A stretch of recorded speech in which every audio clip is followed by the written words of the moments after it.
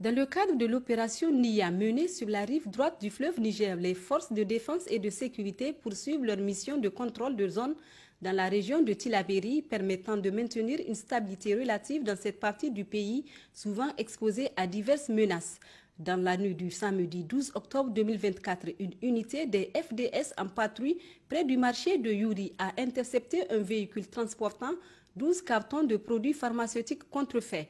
Les premières investigations ont permis de révéler les liens étroits du convoyeur avec des réseaux criminels opérant dans la zone du parc du W. Le 13 octobre 2024, une autre opération de sécurisation a été menée en Banga dans le cadre de l'opération Lakalkanei. Lors de ce raid, un individu suspect, Abdraman Saleh, a été interpellé et 5 motos ont été saisies. Le suspect a également été transféré aux autorités compétentes pour enquête. Le 14 octobre 2024, les FDS ont interpellé un individu suspect à Boulundjunga.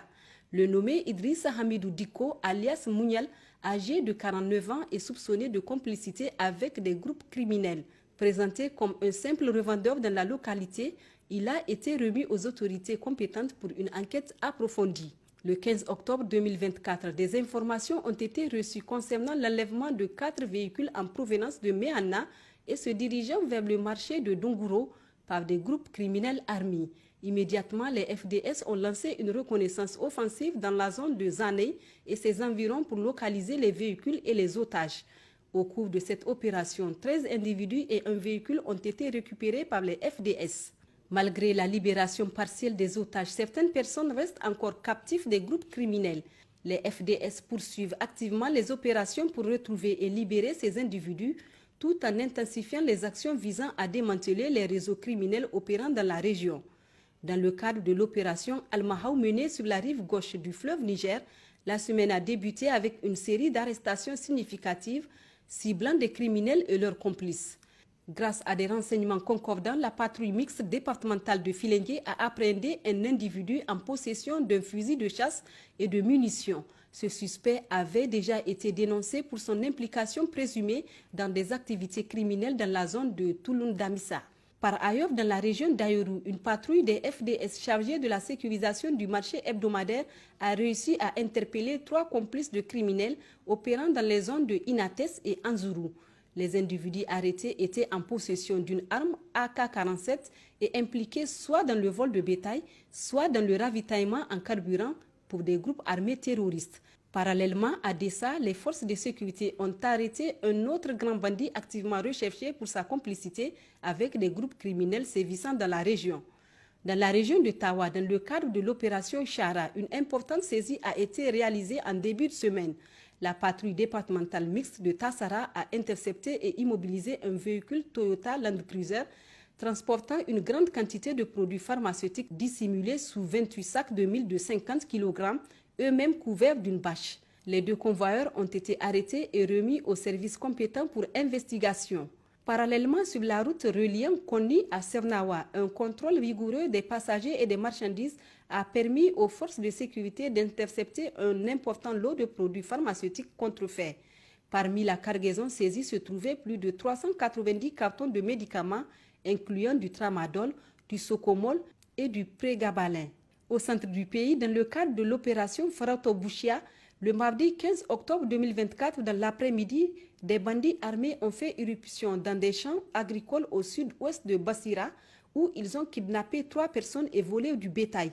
Aussitôt alertés, les forces de sécurité ont engagé une poursuite contre les ravisseurs, à abandonner le bétail et les otages qui ont été récupérés sains et saufs et ramenés dans leur village. À l'est, dans la région de Difa, malgré un calme relatif, les opérations de contrôle de zone se poursuivent pour assurer la sécurité de la région. Ces opérations ont conduit à la neutralisation de plusieurs individus et à l'arrestation de 9 présumés terroristes ou complices dans plusieurs localités, notamment à Ménesoroa, Kablewa, Ndjingmi, Gagamari, Tangarwa et aux apports de Ngelkolo. Les forces ont également saisi 2 fusils AK-47, 4 chargeurs, 26 munitions ainsi qu'une importante quantité de vivres destinés à ravitailler des groupes terroristes comme l'État islamique en Afrique de l'Ouest et Boko Haram. Dans le cadre de l'opération Garkuwa menée dans les zones de défense numéro 2 et numéro 8, les forces de sécurité ont intensifié la lutte contre le trafic de stupéfiants. Cette semaine, à Avlit, une opération de fouille dans un garage à la périphérie de la ville a permis de saisir 244 boules de cannabis pesant 114,18 kg et 10 sacs contenant 4100 baguettes de dynamite. Aussi, 4 trafiquants ont été arrêtés et remis à l'Office central de répression du trafic illicite des stupéfiants. En parallèle, une patrouille militaire du poste de reconnaissance de Puy-Espoir a intercepté 5 véhicules suspects en provenance d'Agadez et en partance pour Chirfa. Les fouilles ont permis de retrouver dans les véhicules des étuis de cartouches 7,62 par 39 mm et dans les téléphones des conducteurs des vidéos mettant en évidence leur implication dans des activités criminelles. Ils ont été remis à la brigade prévôtale de la gendarmerie pour enquête. Sur un autre registre, les activités entrant dans le cadre du renforcement des liens armées-nations se poursuivent activement dans la région.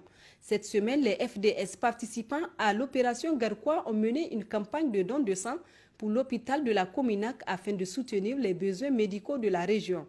Chers concitoyens, les opérations de sécurité se poursuivent à travers le pays. Nous vous encourageons à continuer à soutenir cet élan patriotique en fournissant des renseignements utiles et fiables aux forces de défense et de sécurité.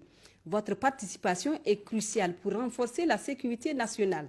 Pour signaler toute information importante, les lignes d'appel d'urgence sont disponibles 24 heures sur 24. Pour les forces armées nigériennes, le 40-40.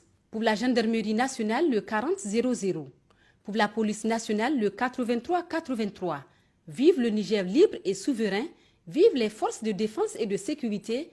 Vive les citoyens résilients et engagés.